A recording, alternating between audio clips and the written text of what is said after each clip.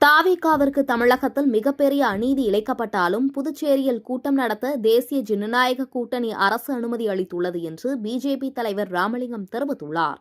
BJP அலுவலகத்தில் செய்தியாளர்களை சந்தித்து பிஜேபி தலைவர் ராமலிங்கம் கூறியதாவது: கார்த்திகை தீப திருவிழா விவகாரம் திமுக காங்கிரஸ் கூட்டணியின் ஆன்மீகத்துக்கும் இந்து மதத்திற்கும் எதிரான நிலைப்பாட்டை மீண்டும் அமல்படுத்தி உள்ளது. பல நூற்றாண்டுகள் பழமையான ஒரு சடங்கை நிறைவேற்ற நீதிமன்றம் அளித்த உத்தரவை எதிர்த்து அதற்கு எதிராக திமுக செயல்படுவதை மக்கள் தெளிவாக புரிந்து கொண்டு உள்ளார்கள் என்று குறிப்பிட்டார். புதுச்சேரியில் தேசிய ஜனநாயக கூட்டணி அரசு தர்ம நியாயத்தோடு நடந்து கொள்கிறது.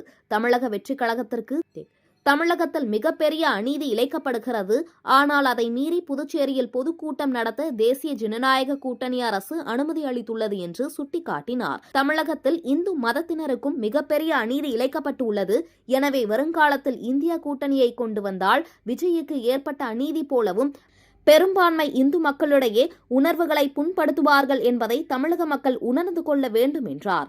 மேலும் பேசிய அவர், சிறுபான்மை மக்களின் வாக்குகளுக்காக பெரும்பான்மை மக்களின் உணர்வுகளை திமுக அரசு புறக்கணிப்பதாகவும் குற்றம் சாட்டிய ராமலிங்கம், 2026 நேர்மையான அரசு அமைய மக்கள் உறுதுணையாக இருக்க வேண்டும் என்றார்.